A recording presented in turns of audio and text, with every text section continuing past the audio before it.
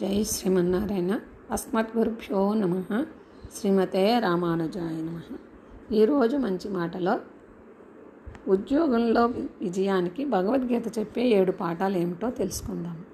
భగవద్గీత 5000 సంవత్సరాల నుంచి లోకాన్ని ప్రభావితం చేస్తూనే ఉంది. ప్రపంచం ఎంతగా మారినా, మనిషి జీవితం ఎంత మారినా భగవద్గీత ఇప్పటికీ మనకి దారి చూపిస్తూనే ఉంది. పుట్టుక దగ్గర నుంచి చావు దాకా, నాయకత్వం దగ్గర నుంచి యుద్ధం దాకా ప్రతి రంగానికి ఉపయోగపడుతోంది. అలాంటి భగవద్గీత మన రోజువారీ ఉద్యోగాలలో ఏమన్నా ఉపయోగపడుతోందా అంటే లేకేం. అర్జునుడు తన ఆయుధాలన్నింటినీ పడేయటంతో భగవద్గీత మొదలవుతుంది. యుద్ధంలో ఎటు చూసినా తనవారే కనిపిస్తున్నారని, వారితో తన యుద్ధం చేయలేనని అర్జునుడు బాధపడతాడు. అప్పుడు కృష్ణుడు అనవసరమైన విషయాల గురించి బాధపడి పిరికితనానికి లోను కావద్దని మందలిస్తాడు. ఒక రాజుగా తన కర్తవ్యాన్ని పాలించడమే ధర్మమని బోధిస్తాడు. ఈ సూత్రం ఉద్యోగానికి కూడా ఉపయోగపడుతుంది. తన చుట్టూ ఉన్నవారు ఏమనుకుంటారో, వాళ్ళకి ఇబ్బంది కలుగుతుందేమో అన్న ఆలోచనలతో భయంగా ప్రవర్తించకూడదు.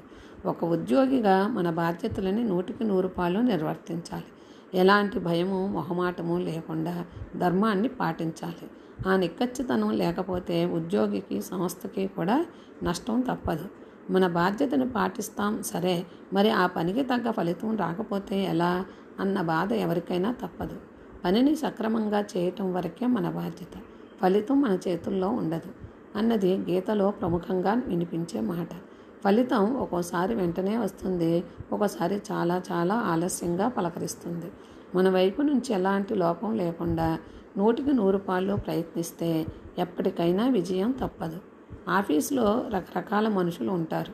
కొంతమంది పనిచేసే తీరు చూస్తే కోపం వస్తుంది, కొంతమంది ప్రవర్తన చూస్తేనే అసహ్యం వేస్తుంది. ఆఫీసులో అందరి ప్రవర్తనని గమనిస్తూ ఉండాల్సిందే, కానీ అది మన ఆలోచన తీరుని ప్రభావితం చేయకూడదన్నది గీత చెబుతున్న ముఖ్యమైన మాట. భగవద్గీత 2వ అధ్యాయంలోనే కృష్ణుడు కోపం వల్ల, ద్వేషం వల్ల సరైన నిర్ణయాలు తీసుకోలేమని చెప్పుకొస్తాడు. భగవద్గీతలోని ప్రతి అధ్యాయంలోనూ శరీరం శాశ్వతం కాదు, ఆత్మ ఒకటే శాశ్వతం అన్న మాట వినిపిస్తుంది. ఈ మాట నుంచి 2 విషయాలు నేర్చుకోవాలంటున్నారు. డబ్బు, హోదా లాంటి తాత్కాలికమైన ప్రలోభాలకి లొంగకూడదన్నది మొదటి విషయం. ఎలాంటి మార్పునైనా ఎదుర్కొనేందుకు సిద్ధంగా ఉండాలన్నది రెండో విషయం. భగవద్గీతలో జ్ఞానానికి చాలా ప్రాధాన్యత కనిపిస్తుంది. అది మనం పెంచుకునేదైనా కావచ్చు, ఇతరుల నుంచి నేర్చుకునేదైనా కావచ్చు.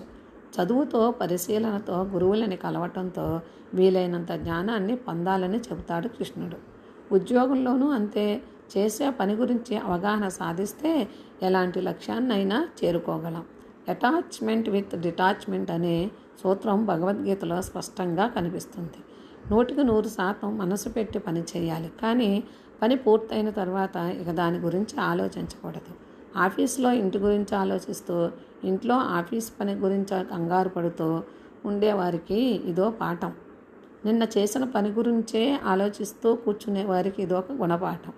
చివరిగా ఒక మాట, ఒకరు చెడిపోవడానికైనా బాగుపడటానికైనా అతని ఆలోచనలే కారణం. మన ఆలోచనలు గొప్పగా ఉంటే మనకి మనమే బెస్ట్ ఫ్రెండ్. అదే మన ఆలోచనలు సవ్యంగా లేకపోతే మన బద్ధశత్రువు కూడా మనమే అని చెబుతోంది భగవద్గీత. కనుక ఈ సూత్రాలన్నీ పాటించి మన జీవితాన్ని సుఖమయం చేసుకుందాం. సర్వం శ్రీకృష్ణార్పణమస్తు. జై శ్రీమన్నారాయణ.